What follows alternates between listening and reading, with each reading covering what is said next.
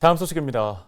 국민의힘 양천구청장 후보 선출 과정이 순탄치가 않습니다. 후보 적합성을 두고 당내 예비 후보들 사이에서 갈등이 발생하고 있는데요. 네, 이 소식을 취재 중인 김진재 기자를 스튜디오에 모셔서 이야기 나눠보겠습니다.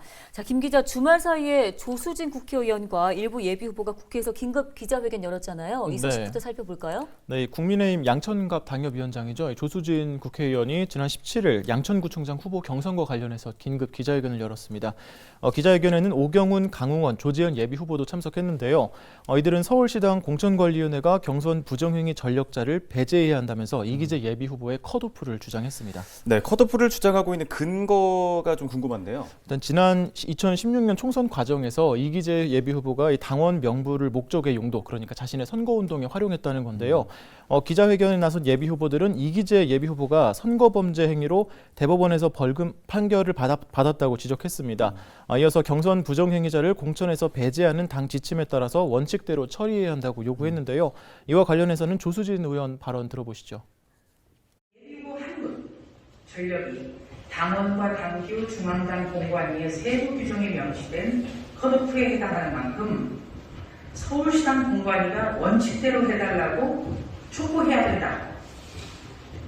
이 뜻에서 오늘 세 분의 예비 후보가 국회를 찾아주셨습니다.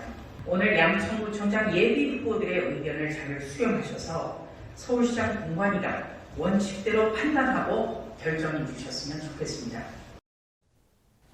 실제 중앙선관위에 표지기가 돼 있는 이기재 예비 후보의 전과를 보면 개인정보보호법 위반이 적혀 있거든요. 네. 이 예비 후보의 입장이 나온 게 있습니까? 네, 이기재 예비 후보도 기자회견 직후에 성명서를 발표했는데요. 이 후보는 해당 내용이 이번 양천구청장 경선과는 무관한 내용이고 오히려 다른 예비 후보와 조수진 의원이 이번 공정한 경선을 훼손하고 있다고 밝혔습니다. 네.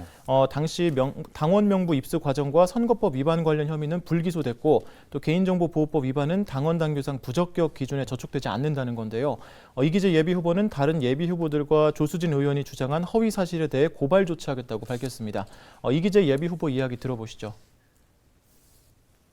관리를 잘해야 될 어떤 당협위원장이 조수진 당협위원장이 직접 나서서 본인이 3명의 후보와 기자회견장을 열었다는 것은 정말 이거는 경선에 대한 불공정한 개입이고 이것을 통해서 당내 갈등이 고조되면 이건 민주당만 이렇게 하는 거기 때문에 저는 완벽한 해당 행위에 해당한다고 생각하기 때문에 강력하게 항의를 할 거고 이후에 모든 과정은 조수진 위원장이 책임을 져야 될 것이다라고 분명히 말씀드립니다.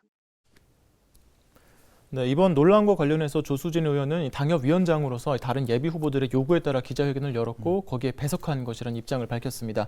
현재 해당 내용은 국민의힘 중앙당 공관위에서 심의 중으로 이르면 19일 결과가 나올 것으로 보입니다.